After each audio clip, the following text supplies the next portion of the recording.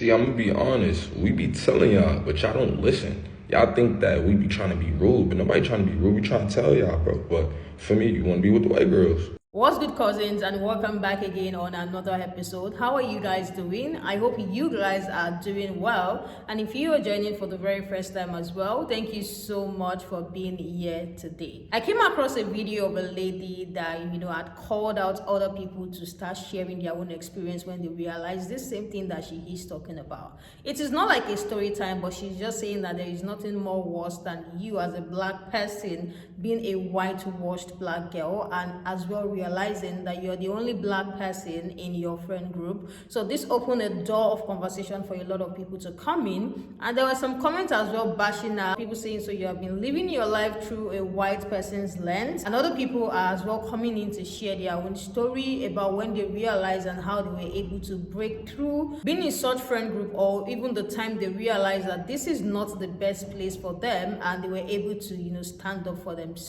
So I am going to roll the clip of the few seconds video that she posted, and the other things that people are saying as well about her video, and those who have been whitewashed as a black girl. And I would like you guys to sit around, because the last stitch is actually very interesting, and this lady's story was shocking and as well interesting. So make sure you stick around, and without wasting much time, let me just roll the clip of what these people are saying. There's nothing worse than a whitewashed black girl realizing all the racism in the world who's also in a friend group with barely any other black women.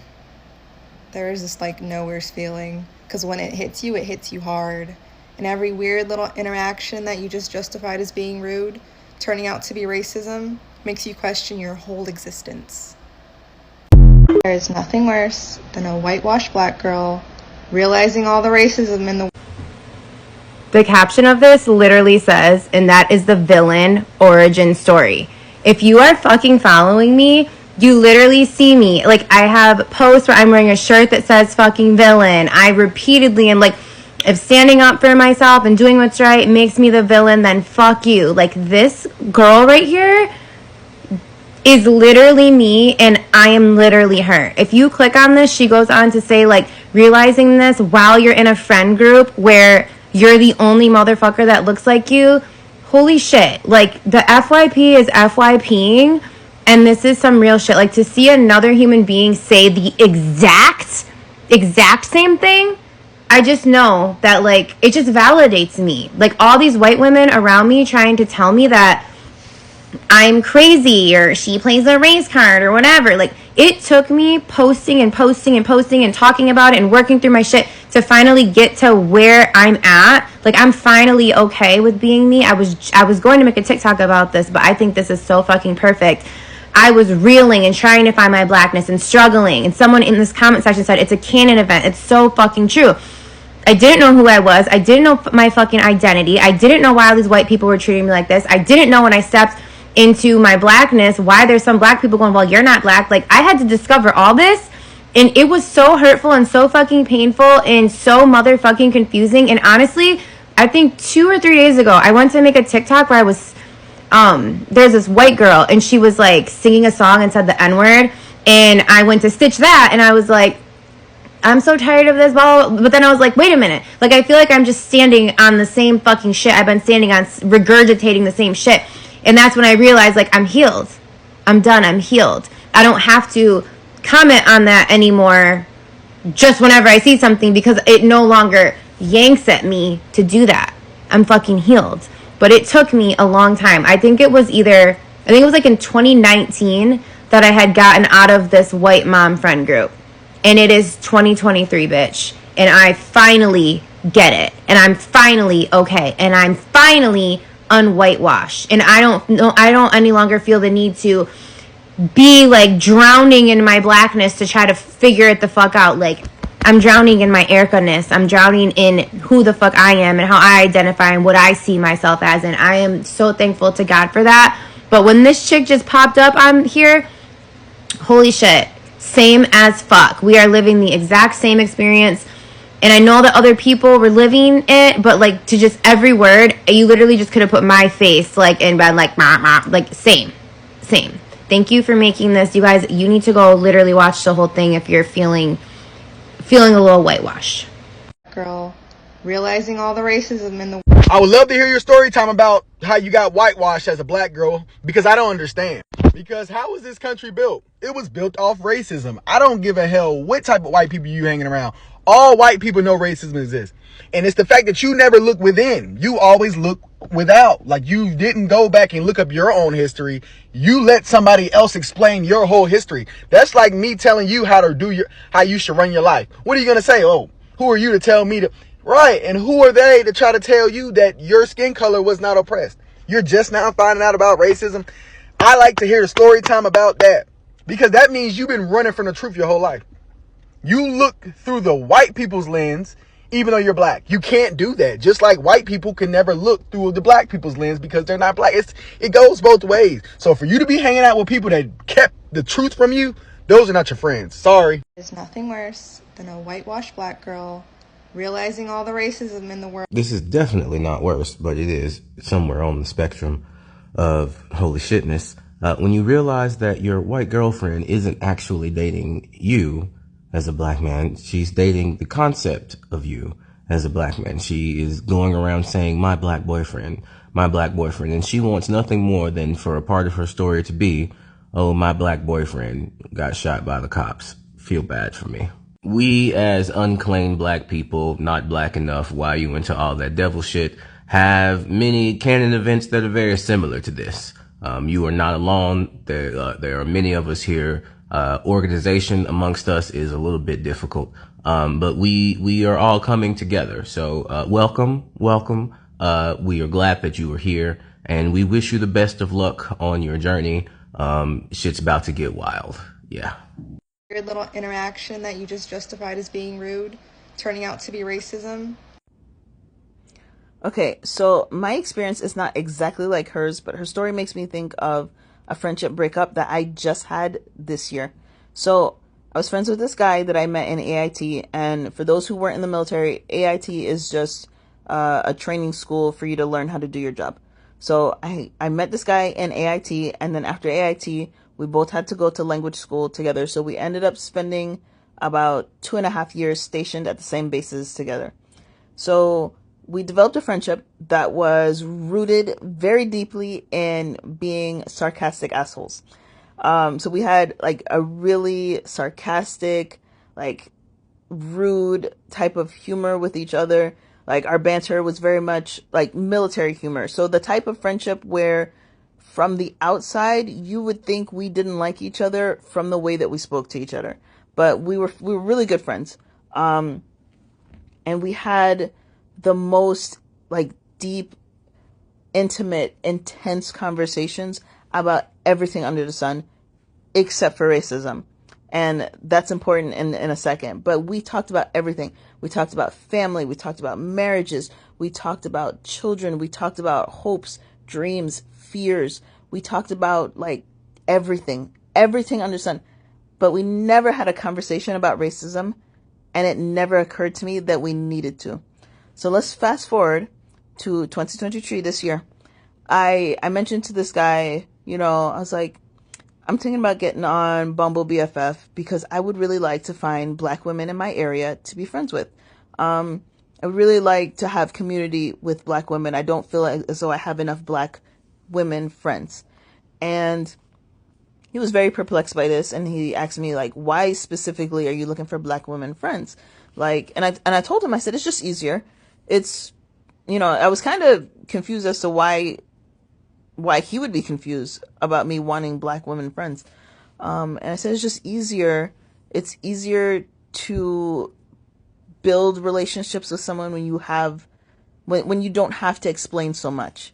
Like, they come into it and they already see you, and you don't have to explain things that are just commonly known.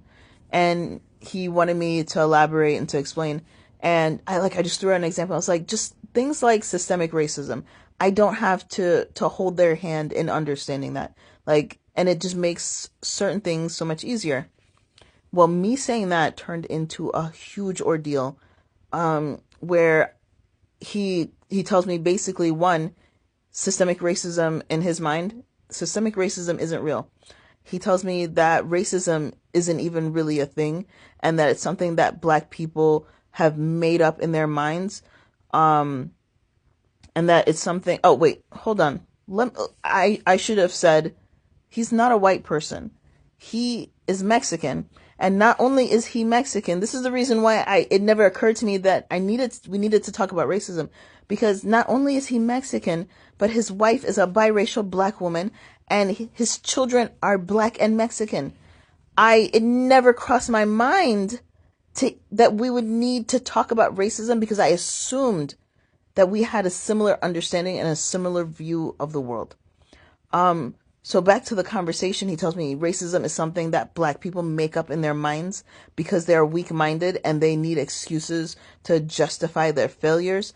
And then this man tells me how disgusted he is at me.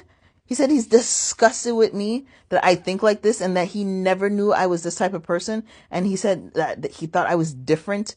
And now he's so disgusted with me because I believe in systemic racism. He's disgusted with me. That conversation. Oh, and in that conversation, I also find out that he voted for Trump. Like, how have we been friends for 6 years and I didn't know you voted for Trump? What? Like, I feel like it was the most trippy, like, it was a mind fuck, because it made me feel like I had no idea who this person was, because we didn't have those conversations. I didn't think that I needed to vet him in that way, the way I would have with, other types of friends. I didn't think I needed to, because not only is he another member of, people of the global majority, but his wife is Black and his children are Black. They're biracial Black children. So it didn't even cross my mind. Didn't even cross my mind that he might potentially even think like this. And I say all this to say, I think that we are always like subconsciously prepared for our white friends to surprise us with saying some stuff like that one day. Like, they just pop out one day and say some messed up stuff. And I think like somewhere deep down we're like, okay, I figured that would have happened eventually. But when it comes to friends that are, people of color or in relationships with black partners or have Black children, I feel like we get caught off guard because maybe I'm projecting, I'm saying we a lot, but I feel like we don't think we need to have those conversations. I don't think we vet people who are other people of color. I don't think we vet them in that way. I don't think anything prepares us for our friends that are other people of color turning out to be racist. What do you guys think about what they all shared? What do you think about the last woman story? So if you have not watched it, make sure you go and watch it. There is nothing more annoying than hearing from someone saying, oh, Black people are exaggerating this thing, or they talk about race, they act like the victim, when we are on this same social media app witnessing the things that Black people go through every single day. Like, it's very easy for you to know what goes on in the world with the way social media is now. A lot of content that you might probably come across on TikTok, there are higher chances that you will come across them as well on Instagram. So it's a place, it's becoming a world where it's easy to get information. You have easy access to information. So when I hear some people saying, oh, Black people are just trying to act like the victim, like they are playing the victim card, when we know the system has never been fair to Black people. Even in an African country, we can still see the leaders being prepared to, oh, you guys are just acting or doing like the victim. We can see what Black women even go through at a workplace with other white women. We posted another video on the other channel of a lady saying that they had a superior one. She doesn't even have to think too much. She does not even have to think for a second to give a reply that white people are the superior one. If somebody has that mindset in the world that we live in today, or in this age and this day, and some people are making comments about, oh, Black people making everything or being the victim or stuff like that, I don't think it makes any sense. Or if this is your story as well, if this is your experience, share your story in the comment section. If you are the Black, if you are the whitewashed black girl. I see some comments as well, people saying there's nothing like whitewash, that we don't have to give so much power to these people by saying, oh, whitewashed. But let me just hear your thoughts in the comment section about everything they shared. Remember that this is a place where we all learn, and your comment means a lot because I read them, and I'm sure a lot of people as well read comments, because aside from learning on TikTok or even on other social media apps, we learn as well in the comment section. There are people who take out their time to type, and I don't take them for granted. I see you all and I appreciate the support. Thank you all so much for being here. Please subscribe before you go and make sure that your bell notification is constantly turned on, and I will definitely talk to you guys in the next one. Bye, and I love you guys.